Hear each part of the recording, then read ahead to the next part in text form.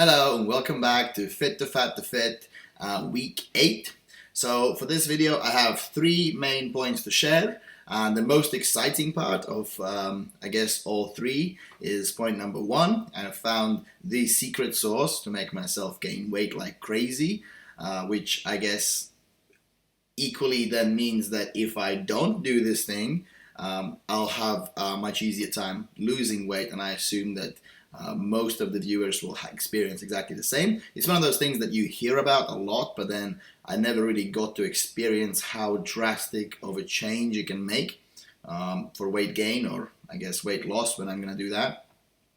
But yeah, now I have a little chart and I'm following along, and you know, it makes a massive difference. So you'll get that at the end of the video. Then point number 2 that I can kind of get into, even making this video, I don't know if you can hear it, I'm a bit out of breath. It's a new thing that's sort of come up. I have noticed that at night, I've been told I have now sleep apnea. Apparently the amount of weight that I've gained is interfering with my breathing. Even just running upstairs or talking like I'm talking for this video now, I'm a little bit out of breath. I constantly feel like I'm out of breath.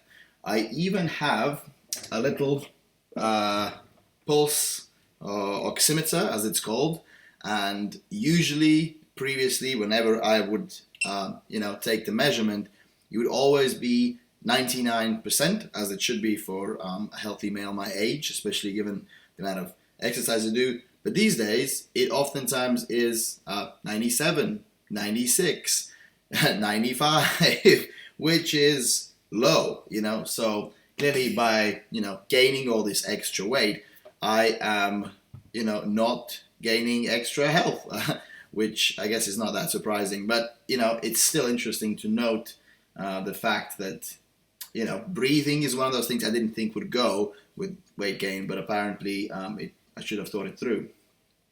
Then point number 3 is I am finally starting to lose shape. You're probably more excited about it than I am, although, to be honest, gaining this weight and still retaining much of the shape did feel a little disappointing even to me. On one hand, I kind of felt good because then I still look, better in pictures or better in clothes or better in public. I still kind of retain self-confidence. I'm a pretty confident guy, but I'd retain some self-confidence in, the way I look. But on the other hand, I do understand that I'll probably never do anything like this again. And I was kind of hoping for a more dramatic effect, so me really losing my body shape a lot more, so that when I do recompose, when I do lose the fat, when I do go through my fasting regimen, so that I can have a dramatic transformation, which it seemed like it might not even happen. You'll see in the video here, as you can see, the shape between, especially between my chest and my abs, sort of that area is losing shape.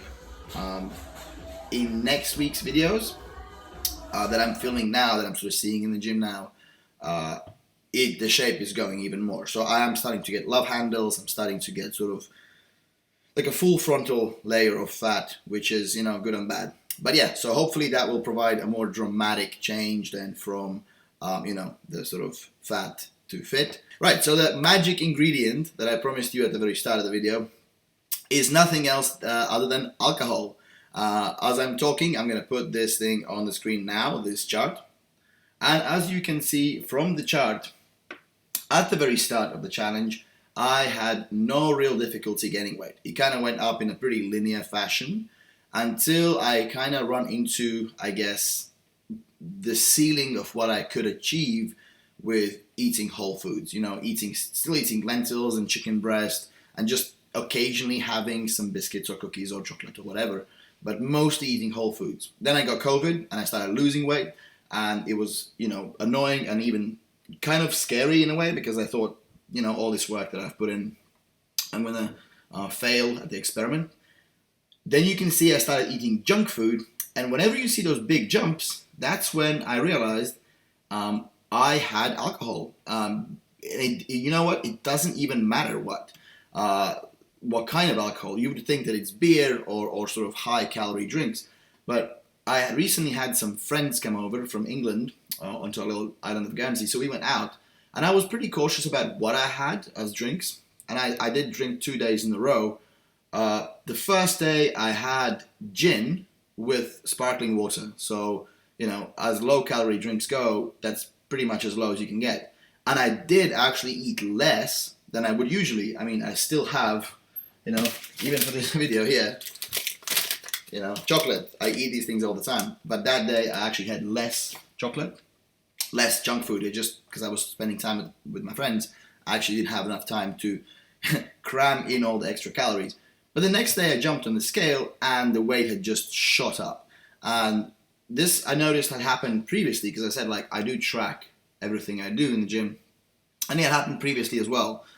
So yeah, it turns out that alcohol really, really helps you gain weight. I also noticed that I had a lot of water retention, a lot of sort of swelling in my face. It kind of looked a lot more puffy, and there was nothing I could do to kind of get the puffiness to go down. So it could be something to do with water retention. It could be something to do with testosterone suppression. It could be something to do with testosterone being converted into estrogen. There's many sort of variables that I'm not quite sure about, like why does it happen.